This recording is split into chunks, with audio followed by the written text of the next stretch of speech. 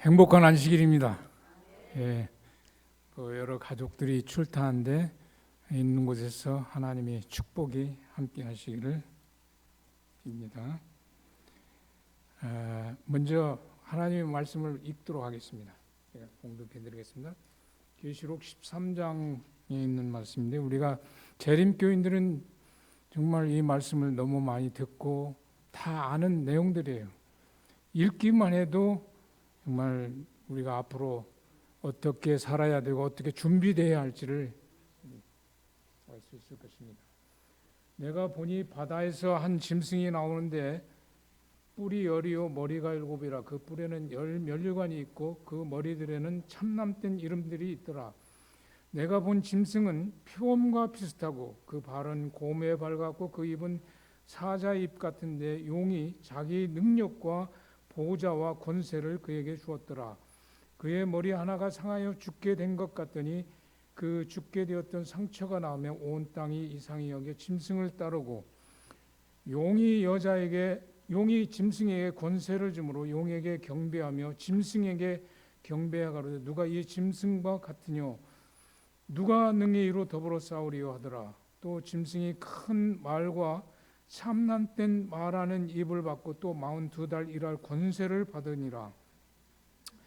짐승이 입을 벌려 하나님을 향하여 회왕하되 그의 이름과 그의 장막 곧 하늘에 거하는 자들을 회방하더라. 또 권세를 받아 성도들과 싸워 이기게 되고 각 족속과 백성과 방언과 나라를 다스리는 권세를 받으니 죽임을 당한 어린 양의 생명책에 창세 이후로 농명되지 못하고 이 땅에 사는 자들은 다 짐승에게 경배하리라.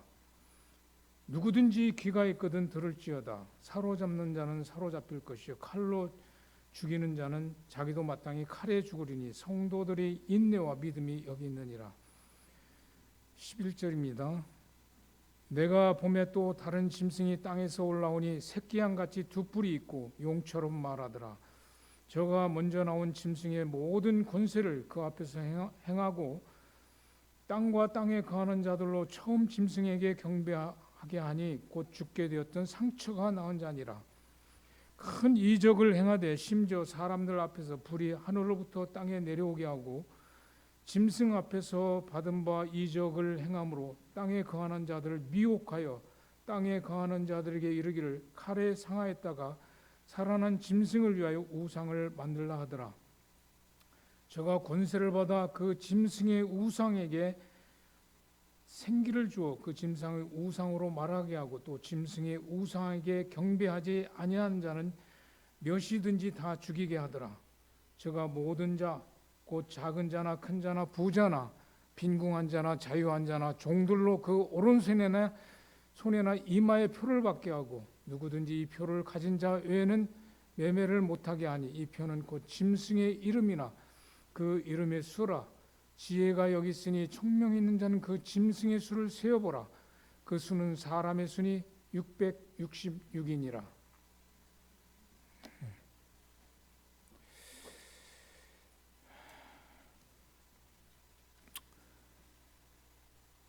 우리는 아무도 다른 사람을 변화시킬 수 없습니다.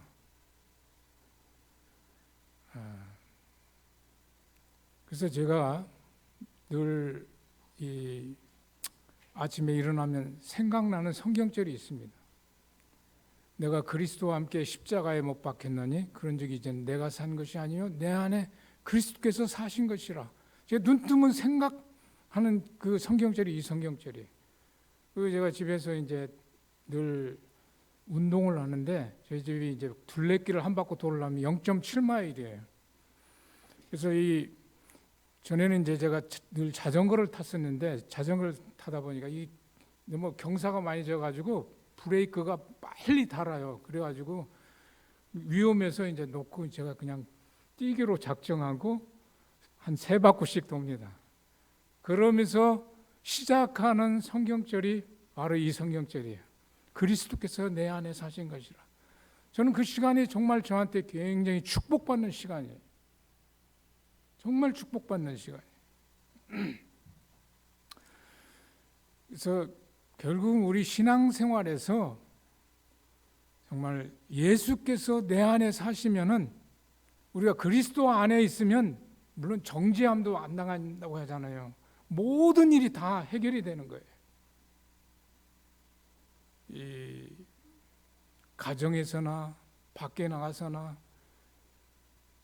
그리스도 예수가 내 안에 있으면 모든 문제가 다 해결, 만사형통해요. 이런 예수님의 오시는 준비도 마찬가지입니다.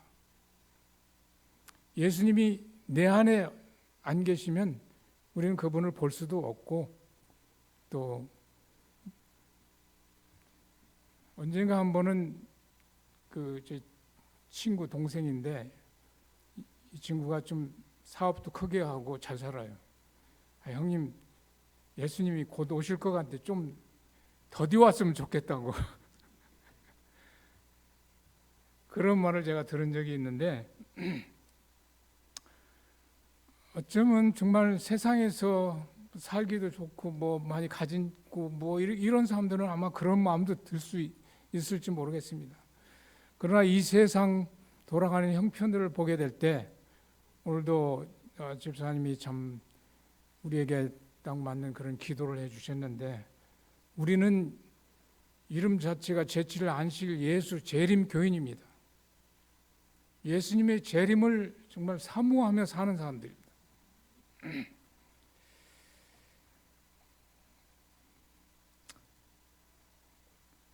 제가 지난 날들을 이렇게 생각해 보면 제가 어떻게 재림 교인이 되었는지 참 상상이 안 가요. 이 세상에 얼마나 많은 교회들이 있습니까? 저도 뭐 그런 교회들 다 다녀봤어요. 정말 제가 이러한 구속의 경륜을 정확하게 알려주는 이러한 진리를 알 수 있는 재림교인이 됐다는 것은 저에게 정말 행운이고 기적 중에 기적이라고 늘 날마다 그렇게 생각이 들어요. 아마 여기에 계신 모든 분들도 어떤 경로로 재림교인이 되었는지 모르지만 이 모두가 하나님의 전적인 은혜라고 생각이 듭니다. 재림교인에게 재림이 없다면 우리의 믿음이 헛것이 되겠죠. 아마 부활도 마찬가지예요. 부활이 없다면 우리 믿는 것이 다 헛것이라고 사도 바울이 그렇게 얘기를 했습니다.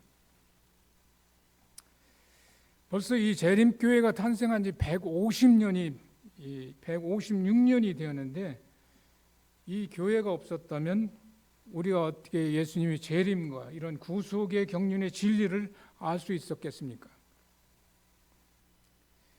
이 선지자는 교회는 영혼을 구원하기 위한 하나님께서 정하신 기관이라고 했습니다. 이 교회가 있었기 때문에 우리가 이런 진리를 알고 또 이 교회에 나올 수 있게 하신 것입니다. 은혜의 시간이 점점 다 지나가는 것을 우리는 세상 돌아가는 일들을 보게 될 때 알게 될 수 있습니다. 저의 이제 남은 생애는 정말 제가 늘 기도하기를 우리 자녀들, 우리 믿지 않는 가족들 정말 믿음 안에서 믿고 구원받을 수 있도록 정말 제가 기도를 많이 합니다. 그래서 제가 지난주에도 빠졌지만은 저희 누님이 교회 나오다가 안 나오셔서 버지니아에 가서 같이 교회를 갔습니다. 다음부터는 자기가 좀 나가겠다고 하는 그런 말들을 제가 들어서 참 마음이 참 위안을 받고 이렇게 내려왔는데, 우리 모두 정말 이 은혜의 시간이 지나기 전에 우리의 가족들, 우리의 친구들, 이웃들, 지인들, 그들의 영혼을 위해서 이 교회는 영혼을 구원해서 정하신 기관이라고 했지만은 우리가 먼저 우리의 가족들을 위해서 정말 기도하고, 여건이 되면은 정말 이 일들을 먼저 시작하시기를 바랍니다.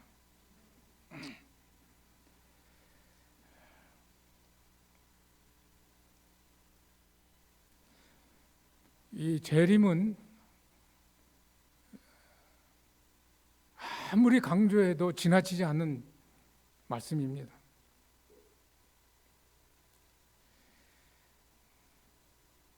근데 제가 이게 들은 이야기지만은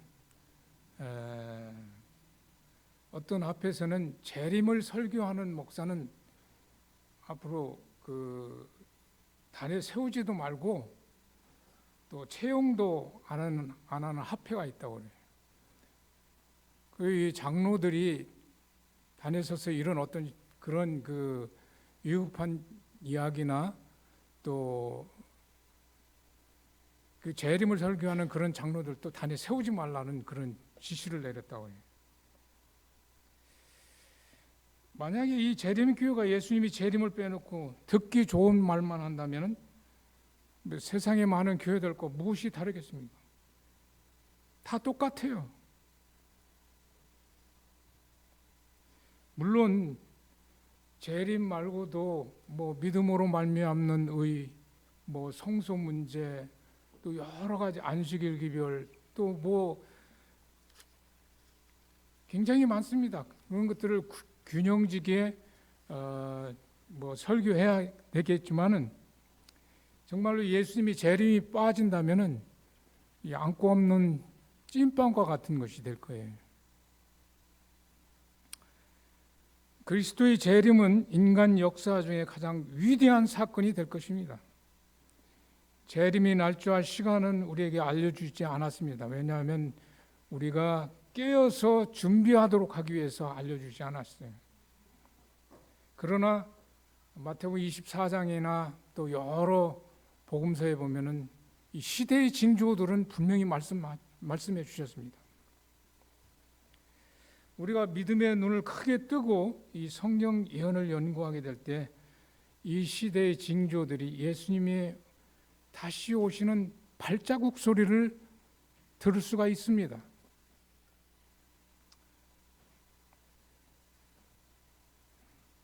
지금 이 성경의 예언들이 하나씩 정확하게 성취되어 가는 모습을 보게 됩니다. 오늘 본문의 그 13장은 우리가 다 많이 듣고 아마 제가 드린 말씀보다 더 많이 알고 계실지도 모르겠습니다. 그래서 1절에서 10절까지가 이 첫 번째 짐승이 나오고 11절에서 18절까지 두 번째 짐승이 나와요. 그래서 이 첫 번째 짐승이 바다에서 나왔다고 하는데 바다는 열국이나 백성을 이렇게 상징적으로 말하는데 유럽에서 나온 그 짐승을 말하고 있습니다.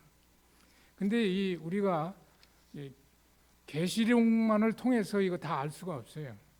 이 다니엘서와 다 이렇게 연관이 되어 있기 때문에 다니엘 7장에 나오는 그 25절에 나오는 그 말씀과 첫 번째 짐승과 깊은 관계를 맺고 있습니다.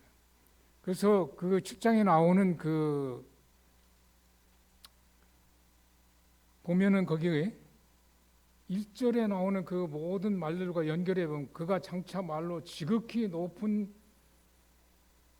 높으신 자를 대적하며 또 지극히 높으신 자의 성도를 괴롭게 할 것이며 그가 또 때와 법을 변개코자 할 것이며 성도는 그의 손에 붙임받아 한때 두때 반때를 지내라. 또한 작은 뿔 짐승과 동일한 짐승임을 우리가 알 수 있습니다. 이 13장 1절에서 10절에 나오는 그 짐승과 다니엘 7장 25절에 나오는 그 짐승과 동일한 짐승이에요. 그리고 3절에 그의 머리 하나가 상하여 죽게 된 것 같더니 그 죽게 되었던 상처가 나오며 온 땅이 이상히 여겨 따르고 했는데 우리는 이 짐승이 역사적 해석 방법에 의해서 이 짐승이 로만 캐톨릭임을 알 수 있습니다. 왜냐하면 1798년 프랑스 혁명에 의해서 법왕 피우스 6세가 혁명군 그 볼티어 장군에서 잡혀가 가지고 1년 후에 옥사했습니다. 그래서 이 로만 캐톨릭이 완전히 소멸되는 것처럼 보였었습니다. 그러나 1929년 무소리니와의 나테란 조약에 의해서 다시 부활하는 거예요. 그래서 여기 죽게 되었던 상처가 나은 자라고 이렇게 얘기하고 있습니다.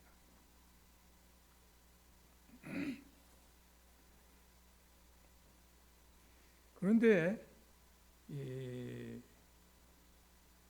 바티칸의 그 장소를 제공하고 그들이 정치적인 종교적인 통치자로 온 세계 대사를 파송하고 지금 12억의 군주로서 온 세상이 이상할 정도로 따르잖아요. 이상하게 따른다고 그랬어요.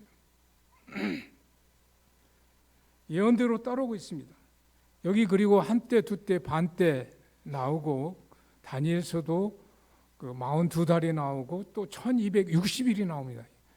예언은 민수기 14장 34절에 일일을 1년으로 계산하라고 있습니다. 그래서 1260일은 1260년입니다. 그래서 중세 암흑시대를 얘기하고 있습니다. 그래서 AD 538년부터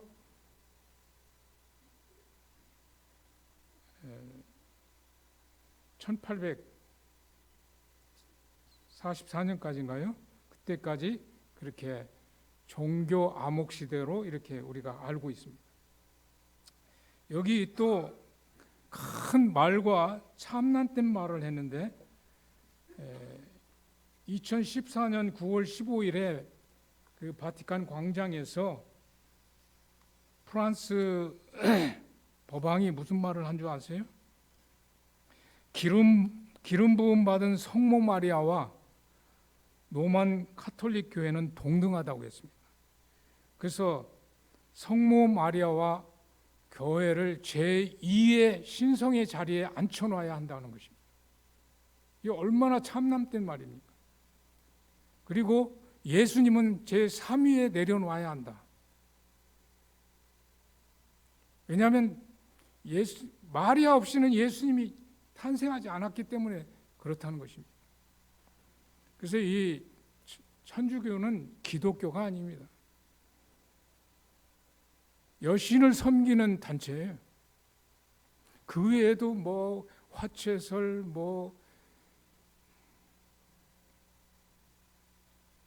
어떤 미사를 통하지 않고는 우리가 하나님께 갈 수 없다는 거예요.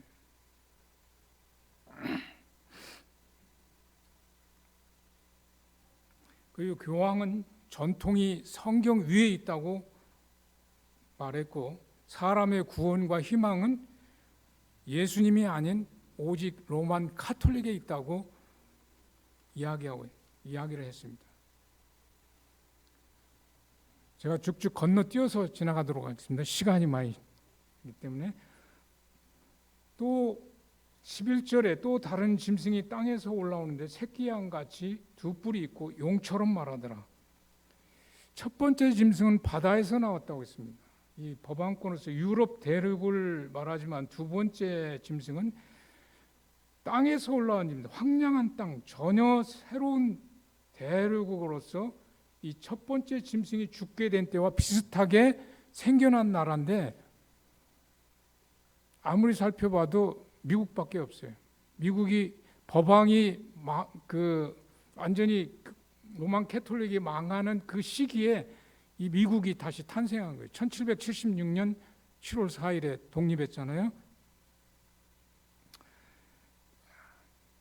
여기 그 양처럼 두 뿔 가진 양처럼 미국이 건국 초기에는 양처럼 온순한 기독교 정신을 가진 청교도들이 정치와 종교 분리법을 만들었지만 그러나 지금은 미국은 양의 탈을 쓴 용이 되어서 2017년 정치와 교회의 그 분리법을 폐지했습니다. 2017년에. 그래서 온 세계를 마음대로 주무르는 이 미국은 온 세계의 경찰 국가로서 정치와 경제와 종교를 떡주부르듯 하고 있어요. 이 예언대로 그렇게 진행되고 있습니다.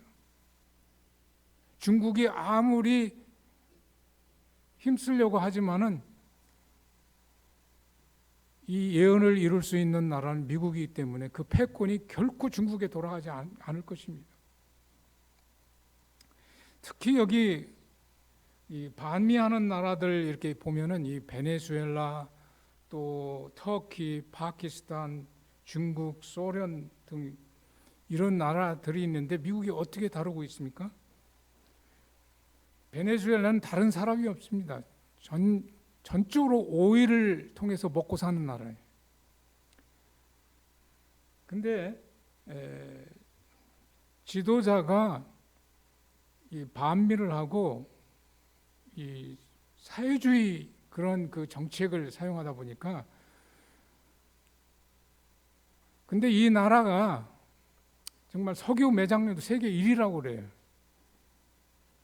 그리고 그때 당시만 해도 차베스 대통령 당시만 해도 세계에서 4번째 경제 강국이었습니다. 근데 지금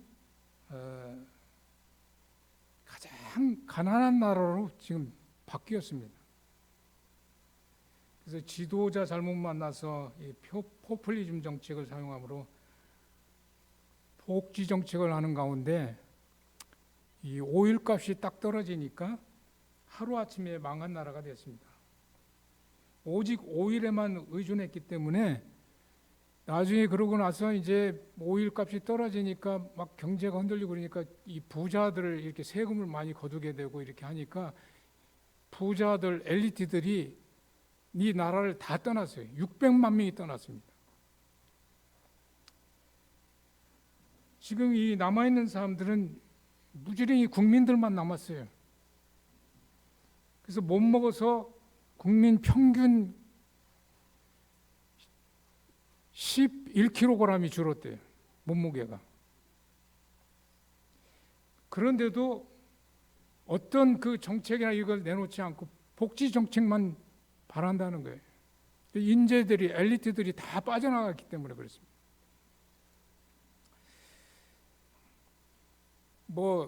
닭 한 마리 사는데 돈을 얼마를 가져가요? 니어카로 하나를 가져가야 니어카를 사죠. 그래서 이 베네수엘라는 도둑이 없어요. 돈을 훔쳐야 그게 가치가 있어야 돈을 훔치죠. 물건 값이 100만 프로가 올라요. 100만 프로. 1929년에 독일 같은 데서도 빵 한 개 살려면 니아카로 하나 가지고 왔어야 된다고 그래요.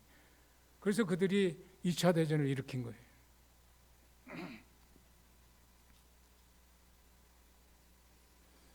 중국도 지금 무역 전쟁을 하고 있는데 이 돼지 열병으로 중국은 돼지고기 못 먹으면 못 사는 나라 같아요. 그냥 그렇게 돼지고기를 많이 먹는 것 같아요.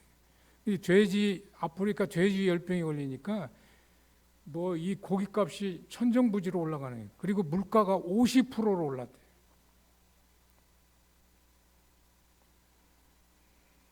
터키도 미국에서 지금 반미하고 그러니까 관세를 20%나 올렸어요. 그래서 물가 상승으로 이런 반미하는 나라들이 다 고통받고 있습니다. 미국이 이렇게 세계 슈퍼 파워 초강대국으로서 정치, 군사, 경제뿐만 아니라 여기 2017년 정치와 교회의 분리법을 폐지함으로 종교적 질서도 마음대로 신세계 질서를 유지하려고 하고 있습니다. 저는 이 트럼프 대통령이 이전에 어떤 대통령들보다도 참 엉뚱한 데가 많아가지고 정말 이 예언을 성취할 대통령이 아닌가 하는 생각도 들어요.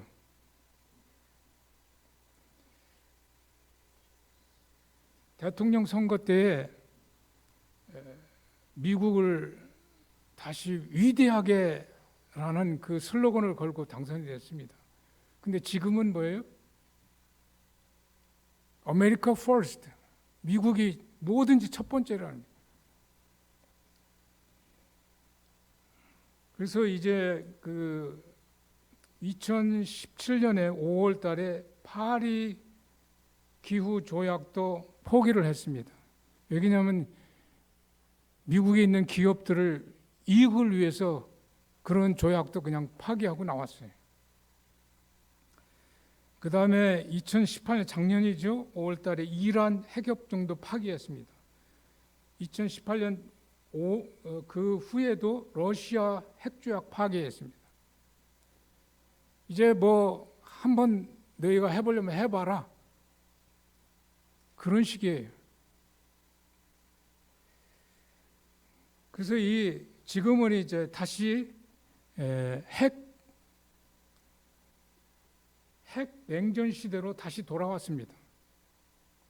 그래서 미국의 큰 부자들이 실리콘밸리나 이런 큰 부자들이 많이 있어요. 그래서 1년에 한 번씩 이렇게 모이는데 앞으로 우리가 이 핵에서 어떻게 벗어날 수 있을까 하고 세계에서 가장 안전한 곳이 어딘가 생각해 보니까 뉴질랜드라는 거예요. 뉴질랜드.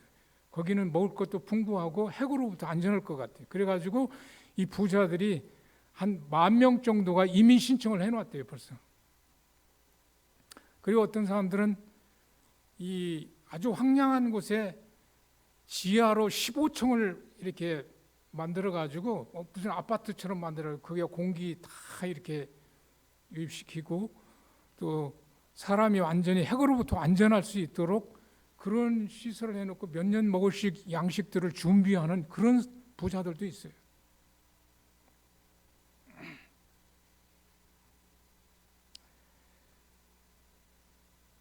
그런데 트럼프 대통령이 당선될 때 기독교 보수 단체들이 도움으로 당선되었기 때문에 앞으로 그가 어떠한 영향을 미칠지 모릅니다. 대쟁투 학원 128페이지 보면 짐승의 우상은 자기의 교리를 강요하기 위하여 국권의 도움을 구함으로 생겨나게 될 배교한 개신교들이 단체를 나타낸다. 물론 개신교 단체에는 정말로 주님 뜻대로 믿으려고 하는 사람들 많이 있습니다. 그 사람들 하나님께서 불러내시라고 저는 믿습니다. 로만 캐톨릭 안에도 아주 자선 많이 하고 신선한 사람들 많이 있습니다. 그래서 지금은 이 로마 법안권을 중심으로 모든 개신교들과 기타 종교 단체들이 종교 연합 운동을 하는데 에큐메니컬 운동이라고 해요. 에큐메니컬 무브먼트. 이러한 연합체가 국가 권력을 이용하는데 이러한 조직체가 짐승을 위한 우상이 되고 이제 미국은 이러한 종교 연합체에 큰 권세를 부여하여 개인의 신앙의 자유를 무시하고 종교적 의무에 복종하도록 강요하게 되는데 그것은 로만 캐톨릭의 권위의 표가 일요일입니다. 때와 법을 변개한다고 여기 다니엘 7장 25절에도 얘기했고 13장에도 나와 있습니다. 그래서 일요일을 성일로 지키도록 거룩한 성일로 지키도록 법령을 내리게 될 것입니다. 마지막 때에 종교연합체는 온 세상 사람들이 하여금 짐승의 표가 되는 일요일 준수를 강요하는데 따르지 않는 자들은 몇이든지 죽이게 하고 핍박과 박해를 받을 것이라고 성경은 우리에게 말하고 있습니다. 이런 일들이 서서히 진행되고 있습니다. 2019년 금년해입니다. 7월달 G7에서 프랑스에서 주최해가지고 있는 프랑스 대통령이 그때 당시 아마존 강이 굉장히 불타고 있었어요. 그래서 지구가 정말 이러면 안 된다. 이래서 우리가 망하겠다는 그런 식으로 생각을 해서 우리가 정말 이런 것들을 바로잡고 한 날을 좀 쉬어야 된다는 그런 이야기가 나왔습니다. 그것이 Day of Rest입니다. 주일 중에 하루는 쉬어야 된다. 그리고 다시 9월 달에 유엔 총회가 있었는데 유엔 총회에서도 그 Day of Rest 그것이 표면화되어 있습니다. 여러분 이런 일들이 이게 캐톨릭에서 다 뒤에서 일을 하고 있는 것이요. 바로 데이 오브 레스트, 그 한 날은 바로 일요일입니다. 왜냐하면 이것이 법왕의 권위이기 때문에 그렇습니다. 그런데 이렇게 자유민주주의 세상에서 어떻게 몇이든지 지키지 않는다고 죽이게 하고 핍박하고 그런 일들이 일어날 수 있겠습니까? 이런 세상에 어떻게 그런 일이 일어날 수 있겠습니까? 선지자는 저에게 이야기했습니다. 사람이 마음에서 하나님을 두려워하지 않고 그 사랑이 제거되면은 얼마든지 잔인해질 수 있다고 했습니다.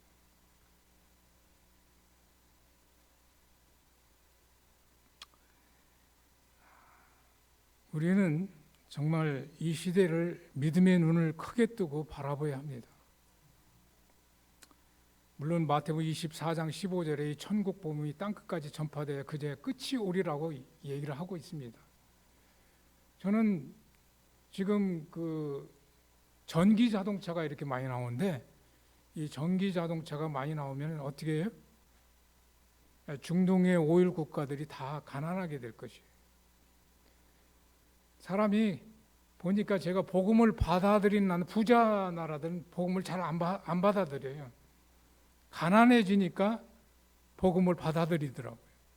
그래서 중동의 그 해교 17억 인구가 정말 이 자동차가 나오면 그렇게 전환되지 않을까 제 생각에 그런 생각을 해보았습니다.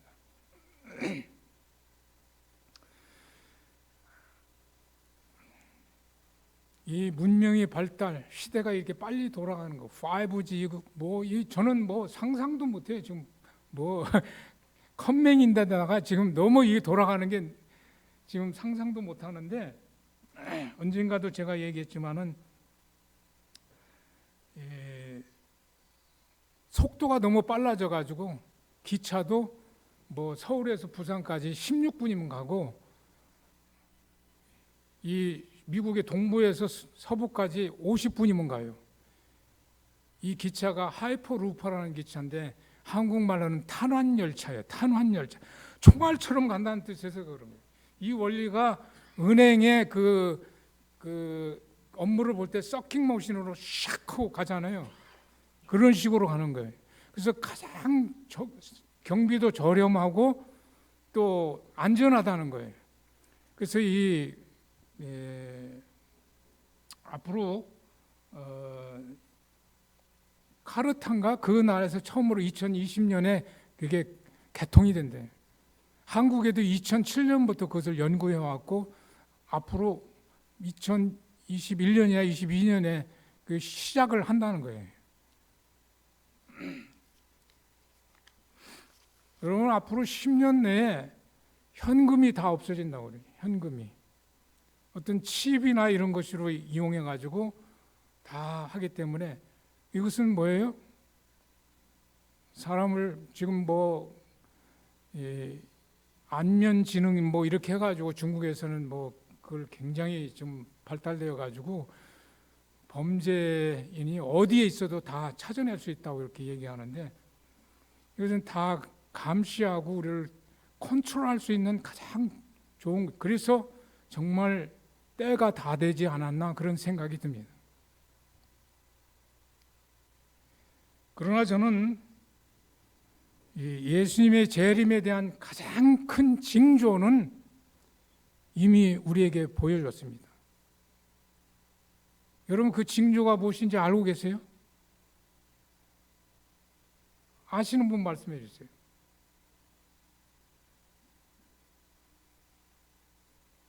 근데 아무도 반대하지 않아요. 기독교인들도. 완전히 하나님을 어게인스트하고 하나님이 정말 심판받아야 할 동성연애법, 연애 합법화예요. 근데 이 미국의 오바마 대통령이 뭐라고 했습니까? 이 동성연애 합법화하고 나서 아메리카가 빅토리 했다고 그렇게 얘기했어요. 승리했다고. 이거 말도 되는 소리입니까? 대통령이? 기독교 국가에서? 정말 이렇게 큰 사인이 있는데도 그냥 지나가는 거예요. 여러분, 앞으로 이런 휴업령이 와도 아마 똑같을 거예요. 그러다가 어느 날 갑자기 강제 법령이 떨어질 것입니다. 그게 바로 그때 가서 그게, 지금은 아니지만 그때는 그게 짐승의 표가 됩니다. 그래서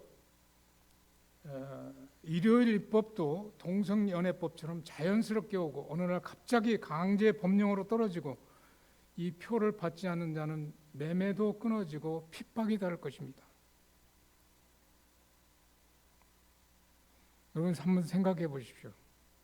매매하지 못하면 어떻게 돼요? 3일 굶으면 어떻게 해요? 누구니 다 담 넘는다고. 사랑하는 자식이 먹을 것이 없이 이렇게 볼 때에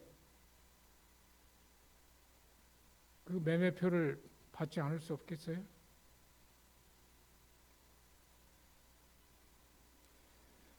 우리는 이런 일들을 위해서 제가 처음에 말씀드린 것 같이 정말 거듭난 사람이 되어야 됩니다. 거듭나지 아니하면 하늘나라를 볼 수도 없고, 요한복음 3장 5절에 물과 성령으로 거듭나지 아니하면 하늘나라에 들어갈 수도 없다고 천명하고 있습니다. 이 거듭난 사람만이 예수가 내 안에 있게 됩니다. 선지자는 성경의 진리를 견고히 방어한 자들 외에는 아무도 최후의 대쟁투를 견디지 못할 것이라고 말했습니다. 예, 하나님의 말씀으로 거듭난 자, 하나님의 인을 받는 사람은 진리에 안착하는 사람입니다. 진리는 바로 예수님이십니다. 예수님이 내 안에 완전히 계신 거예요. 살아 계신 거예요. 이런 사람들에게는 이러한 일이 와도 두려움이 없을 것입니다. 무서울 것이 없을 것입니다. 왜냐하면 우리 안에 진리 되신 예수님이 살아계시기 때문에 그렇습니다. 날마다 우리가 영적으로 깨어서 말씀이 육신이 되는 경험 속에서 예수님의 재림을 준비하는 저와 여러분이 되시기를 바라면서 제 말씀을 줄이도록 하겠습니다.